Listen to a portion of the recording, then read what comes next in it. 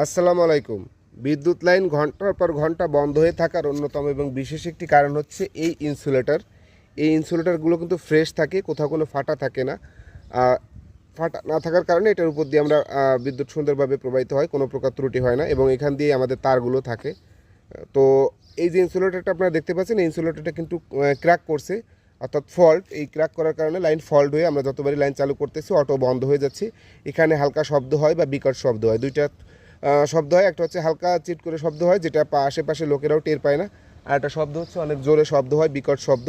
তো এই শব্দটা পেয়ে অনেকে আমাদেরকে ফোন করে জানায়, তখন আমরা যে সেই সমস্যাটা সমাধান করে সহজে বিদ্যুৎ সেবা নিশ্চিত করতে পারি। কিন্তু যখন শব্দ হালকা করে হয়, অর্থাৎ ছোটো করে শব্দ হয়, তখন কিন্তু আশেপাশের লোকে টের পায় না।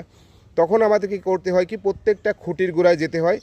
এই ইনসুলেটারগুলোতে আমাদের স্টিক দিয়ে, অর্থাৎ সুইচ স্টিক বা হট স্টিক দিয়ে লাড়া দিয়ে দেখতে হয় যে ইনসুলেটার ক্র্যাক করছে কিনা, অথবা প্রত্যেকটা খুঁটিতে উঠে চেক করতে হয়। যে দেখেন ফল্টটা আমি আপনাদেরকে যদি দেখাই, এটা হচ্ছে ফল্ট। এই ফল্টের কারণে কিন্তু কয়েক ঘন্টা বিদ্যুৎ বন্ধ থাকে। তো এই ফল্ট নিরসন করে কিন্তু আমাদেরকে গ্রাহকের বিদ্যুৎ সেবা নিশ্চিত করতে হয়।